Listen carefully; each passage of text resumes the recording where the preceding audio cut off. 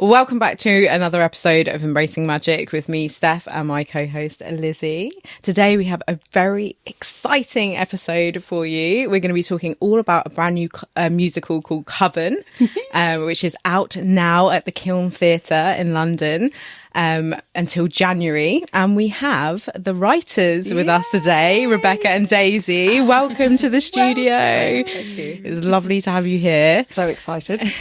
So are we. I guess I thought we would get started with obviously the musical is about the Pendle Witch Trials, and there may be some people at home that don't know what happened at the Pendle Witch Trials, what they are. So you guys probably know the story better than me, or can tell it better than me by now.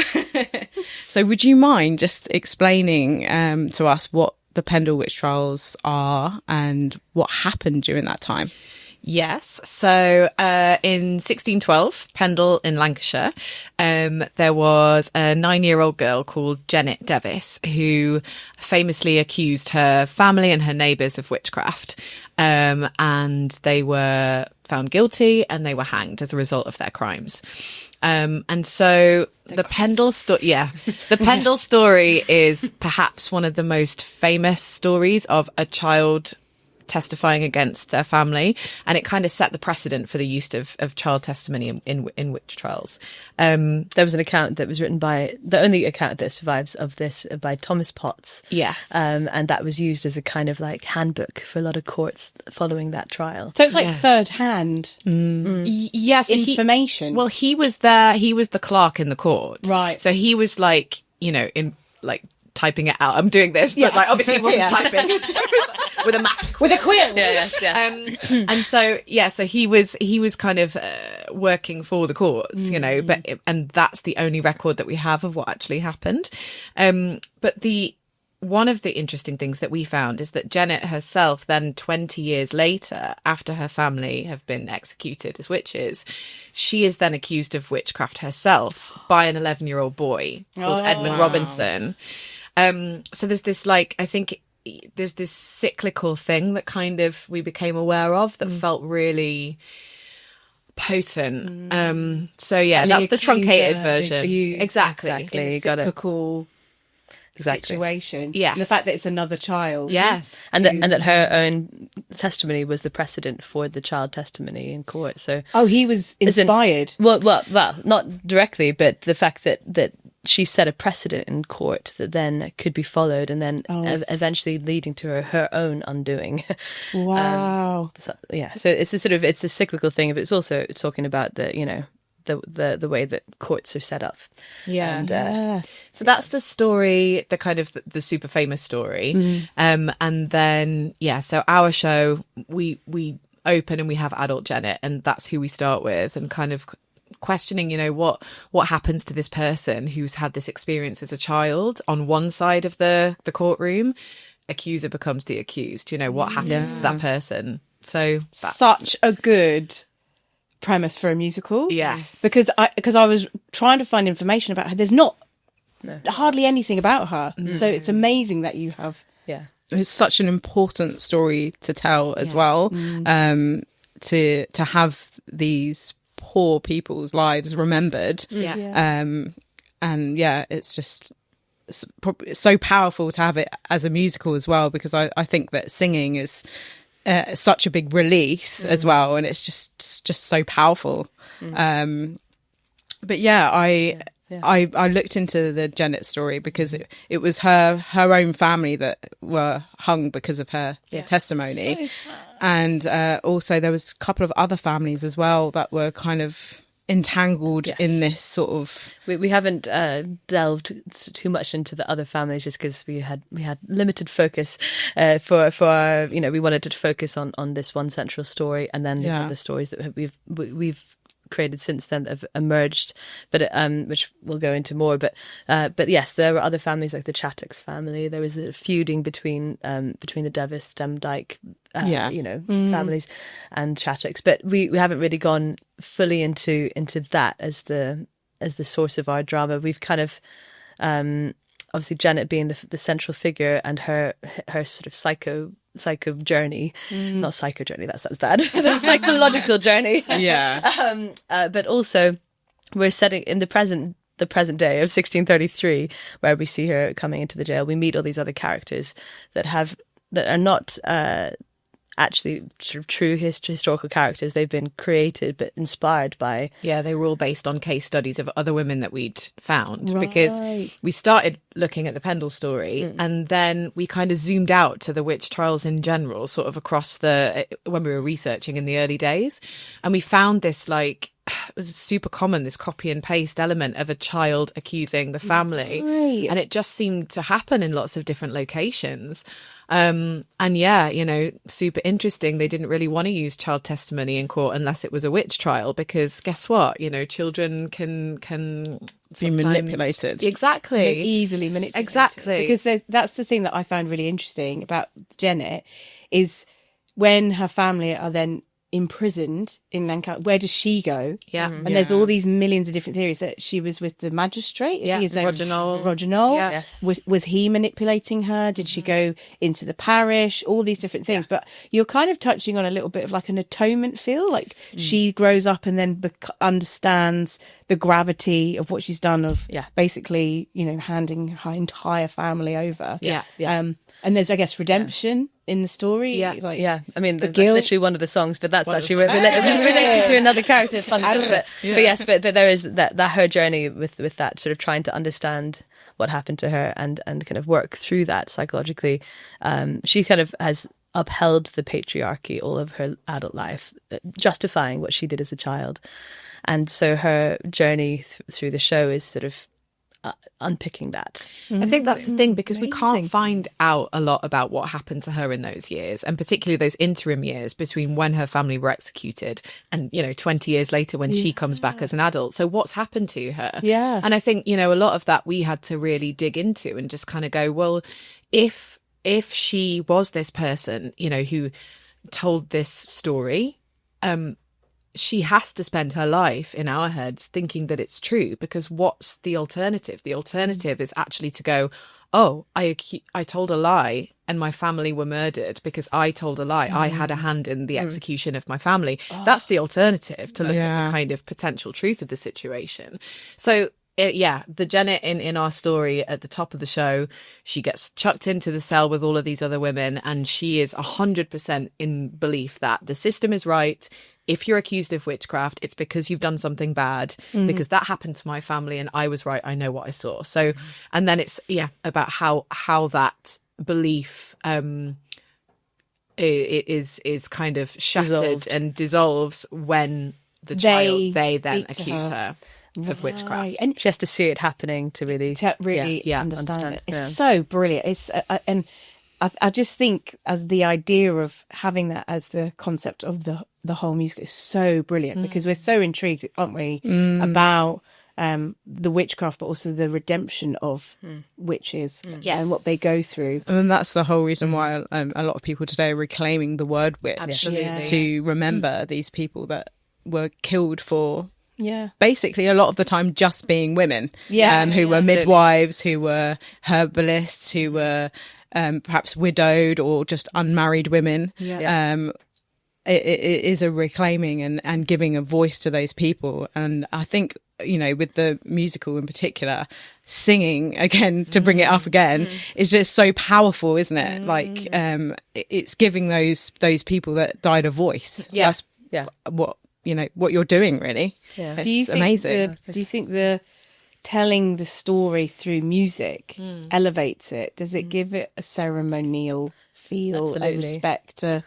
It's funny because everyone else, sort of is, why a musical? But it feels like you really get it. Like why? I mean, we don't have to explain to you, but yeah, exactly. It's the ceremonial nature. It's the voices. I think one thing that you always say is that musicals are often best when they're about voices unifying and sort of becoming one and sort of rallying, basically. Oh, it's got shivers. Beautiful. I love it. And so it feels like it needs to be something that is a protest. It's a cry. It's a harmony, but it's also all the tension you get with music as well, that then you can release, hopefully. And it is a mass kind of remembering, we hope, as well. We have one of the lyrics in the show, which is, we were there, you know, like, because I think it's one of those things that unless people were written down as being the victim of a witch trial, a witch hunt, there's so many women that we don't actually even know their stories. And that's really kind of inspired us as well, about going, well, here are the stories that we do know. How many are out there that we don't? And, you know, in the early days when it was Daisy and I just kind of writing music based on the theme of witch trials, when we didn't really know how to put on a 13-woman musical, because it was like, that's the thing, you know, back in the day it was us two kind of going, right, we've got this passion, we've got this project, we love writing this music, we love everything we're discovering feels really potent. Really potent, but how do we get this on as an actual musical? We didn't necessarily know, so we just kept kind of going. And I think that was one of the things that really fed us, was just this kind of like this awareness of all of the unknown stories that we'll never know. And of course we don't really know what happened, and you know, we're not going to pretend that we do, but we at least want to talk about the fact that we don't know what happened. You know what I mean? It is an honouring. You are honouring the unknown, aren't you? You know, the unmarked graves. Really beautiful, really, what you're doing. Yeah, it's very moving. It means a lot to us. I mean, I actually got quite. I know. I actually got quite emotional listening to "Burn Our Bodies" and "Care." Like, the words in the song are just so powerful. To remember all these people. I'm getting very emotional about it. Well, no, it is. It's very powerful. You know, the music is beautiful, by the way. Thank you. Congrats on that.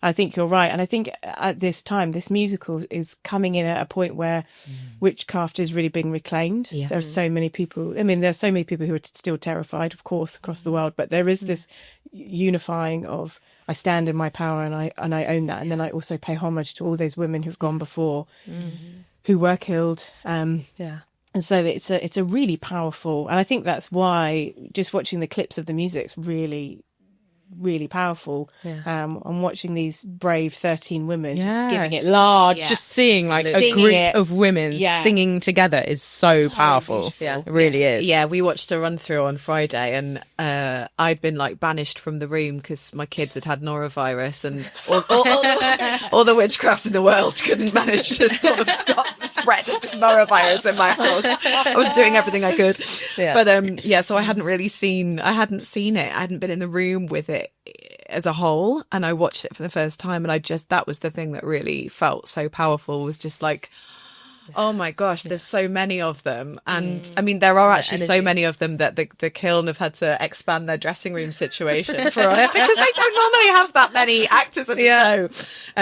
So they've taken over. The witches have taken over backstage. Speaking of witches, do you guys identify as witches? Well, I was thinking about this on the way, and I'd say yes. And it's not something that I've really gone, but if I look at my life, you know, it's one of those things that, doesn't it? You go, okay, so I read tarot, like I celebrate the Wheel of the Year with my children. I think probably, you've basically just been doing all of the things, but just not calling yourself a witch. I think so. I think so. And I think it's also because I hold it really, it's not something I want to use lightly, because because I've been making the show for such a long time, I'm so conscious of not co-opting something but I think actually I have always been interested in witches. I've always been interested in witchcraft. I've always been messing around with, you know, whatever I can find in the field. Do you know what I mean? I think it's just always been something that's been a really essential, deep-rooted part. I have a women's circle. I have multiple women's circles. I think it's quite obvious. Hate to break it to you, Becky, it's funny because I think when you're researching this and you're thinking about all the people who are prosecuted and persecuted for this, you kind of do have this fear about claiming it a little bit, and it's, you know, but I think, I mean, from my point of view, similarly to you, I feel very witchy, and I feel like I do lots of things that are kind of in that, are aligned with that. But I don't know. I haven't yet called myself that, but maybe this is the time. What do you think about the term witch, like today? Oh, wow. In this modern world. I mean, it's complicated, isn't it? Like, what do you, and when you were kind of creating the musical, did you have people saying like, you know, I don't know, what are you doing that for, or what is the point of that, or did you have any animosity, I guess, about? I don't think we've had animosity. We've sometimes had people asking, you know, we've had a lot of like, oh, why a musical about this horrendous event? Which is a fair question, you know, but I think we've already talked about why musical is why music is such a powerful way to kind of reclaim and take up space and celebrate and honor. I think people generally have been pretty welcoming and positive about the idea. Although a lot of people, I think it's going to be a scary show. Yeah. There is image of the witch, right? Yeah, of course. Because it's called Coven. Exactly. Yes, right. And so this is something that we are not purposefully telling them it's not, because we want them to come and we want them to hopefully learn something. Yeah. If you know what I mean. Have an experience. And also, yeah, but that we like to play with expectation, and actually the fact that they have that expectation is interesting in itself. And then to kind of actually reveal these are real people that, you know, you would recognize and you would feel something for. So this idea of the hag and the black cat is not really what we're talking about here. No.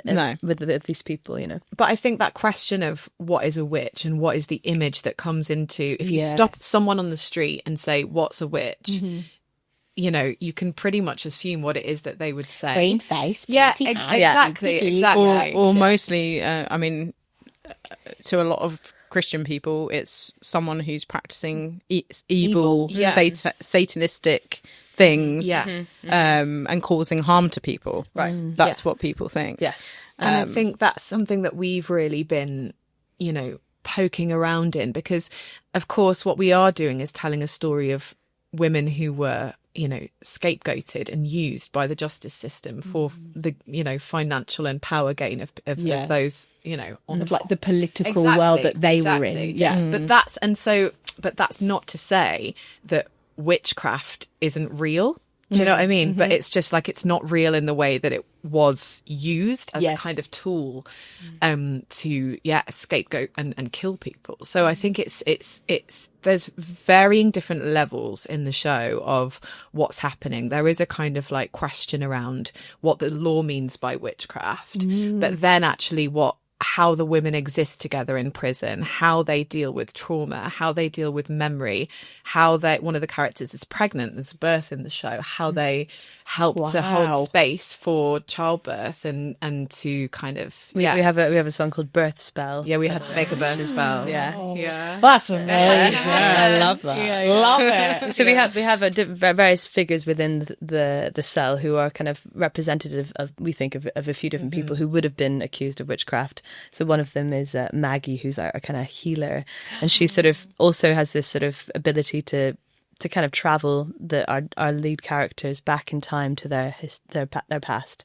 So she's kind of this sort of psychological healer who's able to kind of almost like go through a kind of meditation and a kind of how would you describe it? She does a sort of series of things. I guess she's like what she's here to do is, if the characters have some sort of trauma or something that's causing them difficulty, like Janet, for example, you know, it's like that thing of, you know, something is a deep-rooted truth, but it's poisoning you and you need to fix it. You have a trauma in there that needs to be healed.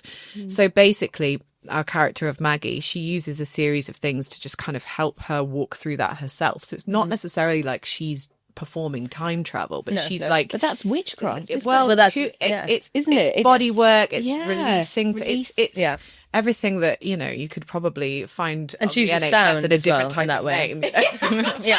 Yeah. And the sound is a big part of her role. So like we actually did one of the things we did in the early workshop was sound healer work. So we kind of I'm talking to you about this because we talked about this a little. And so the idea of using kind of sound and waves and sort of basically kind of traveling somebody in that sense. So we have Maggie kind of, she has this vocal sound that she is sort of, we've looped her vocals and we've recorded them and made sort of these binaural beats with her vocals and this kind of thing, so that she's amazing. So she sort of inhabits this other musical world that's like the sound of the spheres. To me, it's like she's the ether of the kind of elements. She's the fifth element. And so she's she's a big sound healer as part of what she does, as well as we also actually have some. I don't know if we should tell them that. I was going to say. Oh, talk about yourselves, everybody. I'm not sure if we can. We can definitely talk about it, but I don't think we'll be able to. Well, so one of the things we used to do when we were writing was you would bring your diffuser, and we would like diffuse different essential oils into the room. Yeah, and we're hoping that might be something that is apparent in this. We hope so. I don't know how much I'm allowed to tell you about this kind of thing. Wow. There's a few other things that I don't think we're allowed to say, but there's do you have lots of different elements in there. In the cast, are there potential witches in the cast? I don't know. It's not. I'd be really interested to know. Yeah, I reckon we definitely have a couple for sure. Yeah.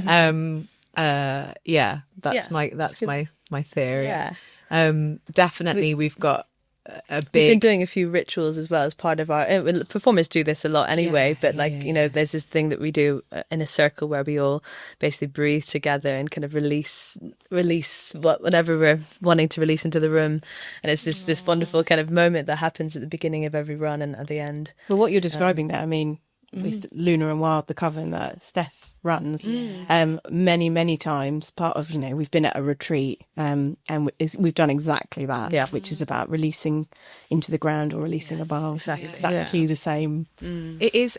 We've had some really crazy moments while we've been making this. I was talking to somebody the other day about times when it's really felt like we're not necessarily alone. Do you know what I mean? It does sometimes feel like we've had, normally in a kind of cheeky way, like I have felt the presence of past witches when I have been personally a bit like, and it's normally when I'm trying to take a break. So like I had this thing where ages ago we were researching an Essex witch called Ursula Kemp, and she's not in our show because we're focusing on Pendle. She was in an old version of the show, and I've been really working hard at my computer, kind of going in this story, and I'd been writing a lot about Ursula Kemp, and then I thought, right, I'm exhausted, I'm going to take a break. And so I went outside, got a bit of air, and I was flicking through Rightmove on my phone, and it came up and it was like 5 coolest houses or something, and these houses are everywhere, all around the British Isles. And the first one that came up was a house in Essex for sale in which there was a cage where Ursula Kemp was kept. Literally, I was like, no way. I'm trying to have a tea break.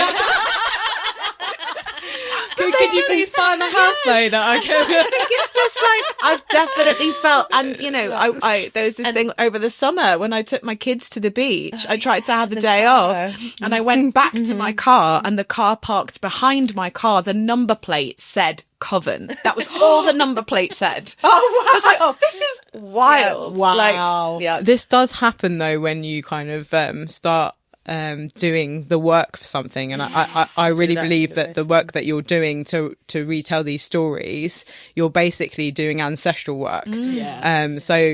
So what happens when you do ancestral work, you start getting signs from spirit, and it's happened in my personal journey chasing my family tree back. I started having loads of dreams about my ancestors coming through, and I really think that's what has been happening to you, is that they're coming through for you and being like, it's almost like a hello, thank you so much for telling my story. It feels kind of cheeky, the energy. Although maybe it's just like, don't forget me. I mean, and now look at us, we haven't put her in the show. No, but she's there in other ways. She's kind of Maggie energy. I think but all of the women that are in the kind of modern present day, I keep calling it present day, it's not, it's 1633. But when we have Adele Janet, they are all of the women that she spends time with in the cell. They're all based on people that we discovered their case stories as part of our research. So they're all with us, even if they're not with us. They're not said, they are present. Yeah. It's like you've got the 13 women, but behind us is a sea, hundreds of witches. Yeah. Absolutely. Also, who knows where your work's going to take you? Well, exactly. You may end up coming back there at another point. Oh, that's true. Yeah. And then true. Coven 2. Yeah. Never say never. Absolutely. I mean, Wicked's got a second one. Why not us? Yeah. That's exactly. Right. That's right. Love that. Oh yeah, that other musical about witches. No one's heard of that one. Yeah. No, Yeah. Never heard of it. go on. Yeah. No, you go. You go. Okay. What's happening? We both got excited. I can't remember what I was going to say now of that. Well, I was going to say, it was funny. I was looking at, like you say, like there's that famous witch, and it's the famous statue in Pendle. Yes. Is it Alice? Alice Nutter. Alice Nutter. Yeah. And then I was like, oh, there must be one of Janet. No. Right? No. No. And the only reason she's the Alice Nutter is because she was the wealthiest. She was the wealthiest. Yeah. So her beautiful statue, she's like going up steps, isn't she? She's like, but I was like, there should be a Janet, shouldn't there? There should be a statue to her of like what happened to this. Well, young I don't know if you girl. did you go and do the Pendle Trail? No, we are going. Oh, yeah. La, la, la, Yeah. la. It's Watch this interesting. space. Although they do a kind of, I don't know. There's some, I don't want to criticize it, because I think that, I mean, it's just interesting because we've been living in this world, researching for so long that, I did feel like some things were missing in the story, and but it is very magical, and I did bring back some wood that my friend has been carving into things, which is What are they carving it into? well, she carved me a little mushroom that which is beautiful, and I'm hoping to. I shouldn't say this because this might end up being a gift. Anyway, but I had a magical time. But yeah, so you're right. There should be some more about Janet and about. Really I mean, because that's to us is the most interesting person in that. She's in that pivotal. story. Isn't Yeah, she is pivotal. Yeah. When you hear about her arriving into court and her mum is on the stand, Yeah. that's extraordinary. That scene must have been It's harrowing, yeah. to say the least. Yeah. So Yeah. Essentially, so that scene we've kind of reworked in the show as well, and I think it's doing what it needs to. But it is hard to try and figure out how to set that, as well. So say because because you ever as well with young Janet, does she appear young Janet? Well, She does appear, but not in the way you might expect. Okay. are we not allowed to say? I don't know. I think we should. Too many spoilers. No, we're allowed I don't know to. if it's going to 'cause- come up in production images. It might. It will anyway. I think we're allowed. Okay, we've made her into a puppet. So when she's young, she's actually puppeteered. Oh, that's amazing. It's just a genius idea by Miranda Cromwell, our director, because of course, the metaphor for her being a puppeted by the state, controlled. Just and also she's the puppet. I can't call her the puppet because she feels so real in the space. And when we're doing our little rituals, bringing in the space and kind of preparing, she's there with us doing, because she feels so real, and there's such a spirit inside this creation. Wow. But yeah, so it felt like a really beautiful metaphor, but also it just kind of absolved any potential. I'm a mum, I have a little girl, and I just wouldn't want any little 9-year-old actor girl to have to put herself in that position night after night, no matter how much, help and assistance that they would get. That just doesn't feel right. And so I think to use a real child in that role, it just doesn't feel necessary. No. And I think, Miranda's idea to have this beautiful puppet instead, it just elevates and does so much of the work for us just as a concept. It's amazing. It's amazing. That's the beautiful joy, isn't it, of theatre? Oh, musical. That's when you can take the story into abstract land or whatever. You can elevate it in so many beautiful, different, creative ways. That's the joy of it. Yeah, which does feel like magic, there's been so many times in the creation of this process where we've started writing a song, or even after we started rehearsals, there was a couple of things in the script that I was like, going to have to go back and look at that. And sometimes I'd just sit and start and I wouldn't necessarily know what was going to happen. I'm not a big planner of things, which potentially if you spoke to our dramaturg, Tom, he might go, maybe you should have story beated that out a little bit further. But sometimes I just want to follow my nose and just follow it through. You just, I guess, get lost, go into the woods and just see what's in there. And I think sometimes if you're too kind of beating it out story by story beat, it gets really cerebral. And I feel like there's so much about this story which needs to feel guttural, instinctive. It has sometimes felt like you know, some of the songs have come out fully formed at times where you just, and maybe we've tweaked one line or something. They just flow out. They just flew out, and you just think, channeled. did that? You kind of don't remember how it happened. It's so Do weird. you feel like you channeled spirit, like writing these songs? Sometimes, yeah. And sometimes it's been a real pain as well. And they have not flown out. And they've been reworked. But sometimes when you're in like a really fully flowy state. I was just recollecting about the sort of being in your garden with She. I know that was started before, but we finished the song just in the most beautiful setting of your garden, and it just like I just remember feeling so in nature whilst we were singing about literally some of the words are very, very much about nature and about our surroundings. So I almost want to sing that one. I think we should. I feel like that's also about what we I talked think we about. should do that later. But definitely for me, if there's ever been something that I'm really grappling with, because Daisy and I co-wrote, we write all the songs together, and then I've kind of taken on the task of writing the script element, and sometimes when I've been really stuck about what to do or something's felt really knotty, the best thing for me to do is like, so I work in my garden. We have a sort of cabin that we like built in my garden. So I'm already in nature, but the best thing for me to do is just to close my laptop. I'll normally strap one of my children to my chest and then just walk up into the woods, because I just can't. And that's where everything gets fixed, because I just have to walk up a hill. You know, I was raised in the Peak District, so I need hills. That's how I deal with my stuff. I have to walk up a hill. That was a really big hill. Yeah. Genuinely. I lived in Essex for a bit and I couldn't handle it because it was flat. It's like my body needs that geography.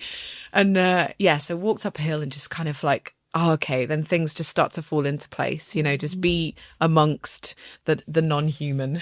And just allow it all to sort of settle down and get out of the way. Get out of the way of it, and then it sorts itself out. Nature gives you so many answers. It just gives you so much. You don't even know how to explain it sometimes. But things just appear. You're like, oh, wow, you know, it's just immersing in it. It's just amazing. And that's been one of the trickiest elements, actually, because the characters in the show, they're in prison underground. They don't have this access to this thing that would have been their lifeblood, their spirit blood. You know, a lot of these women would have been, there's a lot about common land that we have in the show, because it's like my geek topic is kind of the Enclosure Act and access to land and trespass. But it had a really big impact on witch trials, because of course people were able to tend the land and work and provide for themselves, and all of a sudden the Enclosure Act came in and they became workers, and it was just one way of causing division. Was that after the Reformation? Is that the Reformation? It's kind of like 1500s-ish. Okay. Yeah. So it's about the same. Someone's going to correct me on that. There's some historian. Forgive us. Actually, in the 16th century. I mean, it's 100 years. Hopefully we've got one of them right.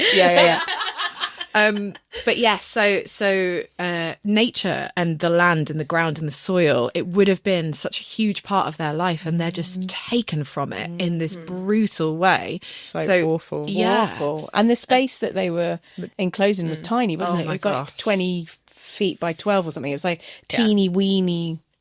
And horrific. No light. Cold, damp, and often they weren't given, you know, proper water or food or anything like that, which we'll usually see in the show as well. But I mean, they weren't allowed to technically torture, but they tortured in other ways. But they did walking torture, sleep torture, scold's bridle, all things like that. And we've been really mindful, actually, in, you know, there's so much violence. There has been historically so much violence against women in the canon of British theatre that I used to have to do those things as an actor, and I just don't want to put other people through that. And I don't believe we need to sit in an auditorium and watch violence against women on stage. So agreed. That does not belong in our show. And there's other ways that we show the difficulties that these women endure without actually having to do this awful stuff to our actors on stage. Is just completely unnecessary, in my opinion. So that's in terms of, I mean, the psychological journey they have to go through is difficult enough. Exactly. And I think your portrayal of this story is about hope. It's about strength. It's about galvanizing together, understanding everyone's journey, accepting everyone, and rising from the ashes. Absolutely. Rather than having to physically see the violence. I mean, the story's worse in your head anyway. Agreed. That's the thing, and I think that was always a tricky thing, you know, navigating, because truth be told, you know, these women they did end up dead and chucked in an unmarked grave. You know, they don't even have a grave to remember who they were. A lot of them, they weren't. That's another down. quote from the lyric. And so, you know, it can be. So how do you give an ending to people who actually didn't even get an ending themselves? That's been a sort of dramaturgical question that we've had to navigate. And I think and we don't want to leave people feeling like, we do want them to understand what happened, but we don't want them to leave feeling like, oh my gosh, like now what? I've got to get on the tube and I feel so awful. And so I think, but we also don't want to sugarcoat it and give it false hope. So I do think there's a thing that we're trying to do. Thin line, isn't it? Yeah, but we want people to feel galvanized and kind of go. And hopeful as well, that there can change. be a change, that one day this cycle can be broken, which is another lyric. Yeah. We have a lot of.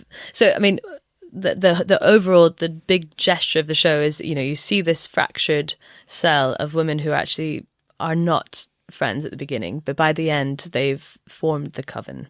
So the coven isn't at the beginning, but by the end it's a coven. And so it's this feeling of everybody actually uniting by the end and rallying against the real enemy, which is not each other, but you know, society exactly. And the injustice system. And so there's a kind of that's the bigger arc of the show, and then there's hope in a kind of future generation that is birthed quite literally, that maybe we could do it better in the future. You know, that we haven't got it right in this time period, but actually maybe there's another 400 years and we'll get it right. Who knows? Well, there is the hope. There's a hope there. You have to have the hope. The line I think that's always stood out to me that we've just says, one day this cycle will be broken when she is awake and we are awoken. And it came from, it was my birthday and I went to Glastonbury. I live fairly near Glastonbury, and I went to Glastonbury for my birthday, and I walked up the tour and I just kept having this thing, she is awake, she is awake, she is awake, just kept like pinging in my brain. And I think I messaged you and I was like, we've got to do something with the idea of like, she is awake, she is awake. Because that's what it feels like it needs to be. Is like because also Janet has been asleep for it's like it's sort of a kind of sleeping beauty that we're waking up in a weird sort of way. But it does again two things. It's like the character herself, she's woken up to what the truth is, that what's happened to her, that she was a puppet in this system. But it's also about she is awake, as in waking up that Mother Nature, feminine energy, you know, Mother that Nature. Wild woman, exactly call that we all hear. Yes, so that's really what the end of the show has come to be about for us. It's about going, yes, this happened and it was awful, but people are never fully gone in that way. Their energy goes into something else, down into the mycelium, and we can awaken that energy again somehow. And there is a kind of not lost collective, there is a kind of waking up. There is such a waking up now at the moment. So many people, whether they realise that energy is witch energy, there is this real rising awakening. It's like there's a calling that's happening, and I suppose this is what your musical is doing. It's like a calling, saying, hello ladies, let's do this, you know. It's a kind of remembering and awakening. You know, there's a real shift happening, and it's so important. So it's just amazing what you're doing. It's incredible. Thank you. So excited. We're very excited. We cannot wait to see it. Can't wait. We're so excited. When are you coming? When are we coming? Sorry, we should probably stop there. It's fine. Coming soon. But let us know, because we'll hopefully be there for that. That'd be amazing. Yeah. So, do you want to do a little music, you think? Yeah. Is that what I felt like you were about to get a go there, but I just want to jump the gun. I think we should do Shino instead. Because it's more. We were segueing. Yeah. Well, I kind of at least want to. Yay! Yeah. Oh God! Oops! Bang bang. Whether this is still in tune, I don't know. I'm obsessed with your book reading list as well. I'm like, hang that. Oh yes. You should see the shelves at home. Yeah. It's unreal. Okay. So sorry. I realised we haven't actually auditioned this kind of setup yet. This is a really special. Oh, very excited. I also realised this has got arms. It might be a little tricky. Look at that! I already knew. Hey! It was in the right position. There you go. There you go. So should we talk a little about this one? I know you wanted to hear Burn Our Bodies and Care and all the other ones that. We'll have the whole show, please. Well, yes, okay. But this one, just after our conversation, it just felt like this one felt like the right one. It's about remembrance, and it's about nature. And this is the one that we wrote. I was remembering writing with Becky in the garden. But do you want to do a little bit more about? Yeah, so it's called She, and it's called She because it is a kind of love letter to the invisible, forgotten, undocumented woman whose story we don't actually ever know, and we won't ever know. And yeah, even though you aren't documented in writing down ways, recorded ways, you can be, or even on gravestones. Yeah, you can be felt. Your presence can be felt in other ways. Exactly. Yeah. Really beautiful. You won't find me in a book. You won't find me on a single list. You won't find me if you search. You won't find a trace of me to miss. But you'll find me on the air. You'll find me where the waters flow.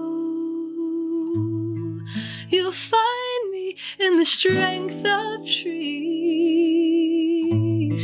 You'll find me in an ember's glow. I'll see you on the breeze. See you on the breeze. You won't find me on a wall. You won't find my name etched in stone. You won't even find a grave. My name is one you'll never know. But you'll find me on the air. You'll find me where the waters flow. You'll find me in the strength of trees. You'll find me in an ember's glow. I'll see you on the breeze. I'll see you on the breeze. I'll see you on the breeze. I'll see you on the breeze. Books can burn and papers rot. If the list is all you've got, leave the records left unread. Rather ride the breeze instead. In the end, that's where I'll be. You will know that you found me when you hear the rustling trees. I'll see you on the breeze. See you on the breeze. I'll see you on the breeze. I'll see you on the breeze. I'll see you on the breeze.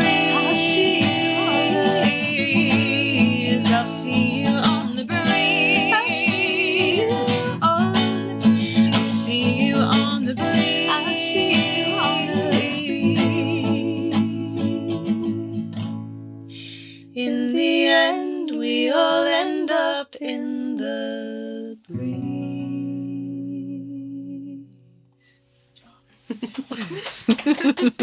Wow. Oh, I was just in tears. Stunning. Oh, thank you. Oh my Goodness. Wow. Wreck. That's a really special one for us. Oh, that's such a beautiful song. So beautiful. And what a powerful way to remember all of those names that have been forgotten. Yeah. Oh, sorry. Complete, absolutely. It's so beautiful. The lyrics are so beautiful as well. So beautiful. So powerful, because we talk about, you know, the elements in witchcraft as well. So saying, I'll see you on the breeze. Yeah. Really stunning. The elements have been a really big part, yeah. big part of We the have creation water, of the show. fire, earth, air, and then spirit as well, as I mentioned. Amazing. So we've weaved it in throughout. You know, you mentioned burn our bodies. That's obviously very fiery, but we also have. I'm trying to think what Common else. woman. Common It's very woman is very earthy. earthy. It's Very yeah, earthy. yes. We are the soil. Yeah, the literal soil in the show, which is fab. We really wanted that, and yeah, obviously breeze is the air. But yeah, it's water is sort of a funny one. We actually had an incantation for rain that actually managed to almost prevent us from doing a gig. We had this once. gig booked. We had this like we used to just gig like the music, just the pair of us, along with like a little bit of a potted history of the witch trials and our personal family histories that, you know, connections to the witch trials. And yeah, there was this song called Incantation for Rain, and we were doing an outdoor gig in one of the sort of COVID interim things. In August. It was in like, August. should have been super sunny, right?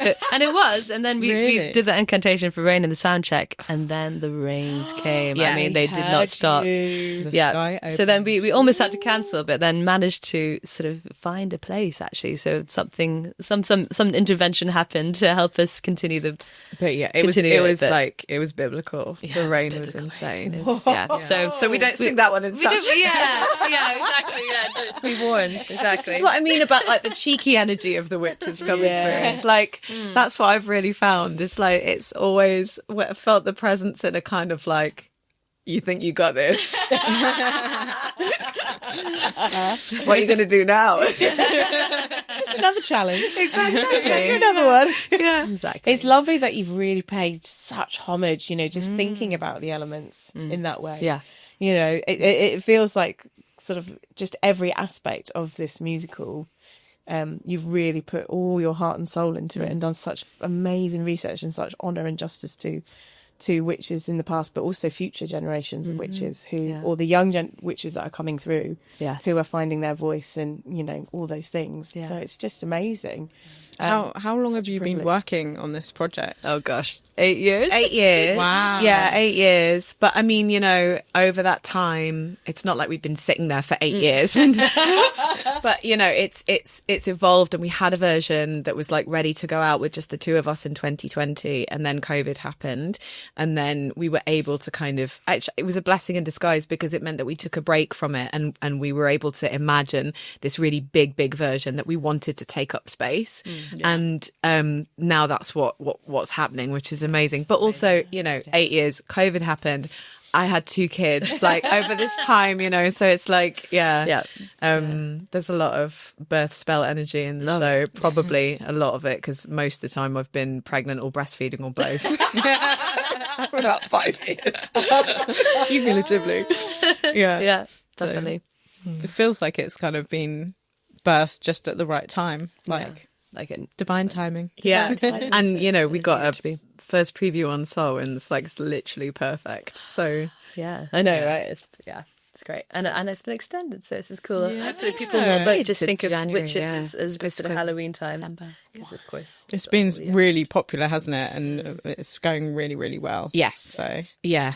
yeah, There's an energy about it, which is, just amazing to witness. People have just really gelled with it and connected with it, and it's just joyful. It feels it's just bigger than we could have ever imagined, and the Coven just gets bigger and bigger, and that's what we want. We want a Coven. Oh, it's so amazing. I'm still a wreck. Same. I still feel quite emotional about that song. Yeah. The show means so much to us. You know, we've been doing it for so long because we love it. And there's other things I think would have fallen by the wayside. But I think the hard thing for us is going to be to stop writing. Yeah, it, that's actually. the thing. It's just it'll be weird once it opens. But I think that there'll probably be lots of tweaks as we go. You know, there's always it's been. We should just keep writing songs about witches anyway for Coven 2, obviously. Coven too. Absolutely. I think it's always going to be there though in whatever we write. There's always an element of you that you bring to what you're writing, even if you're not writing autobiographically. And I think there's just so this project overlaps with so many of like our sort of personal interests that it kind of just, I think we'll never be able to fully unpick it completely from what we're doing. You can really just feel the soul in the writing, the way you talk about it, the singing. I don't know, I keep saying singing, but the music and everything, like hearing you sing that song, it was just, you can really feel how much it means to you. And I know it's going to mean a lot to a lot of witches in the UK. It really is going to mean a lot to them. Yeah. I hope so. Yeah. Let us know. Well, thank you guys so much for coming on the show today. And yeah, it's been so lovely having you here and talking to you about this amazing masterpiece you've created. Thank you so much. You haven't seen it yet, so you know. I know that we're just going to love it. So I just can't wait to see it. And thank you so much. Thank you very much. Yeah, for everyone at home that's watching, Coven is at the Kiln Theatre in London, and it's on from now until January. So make sure you grab tickets because they are going fast. But yeah, we'll see you all soon for another episode of Embracing Magic.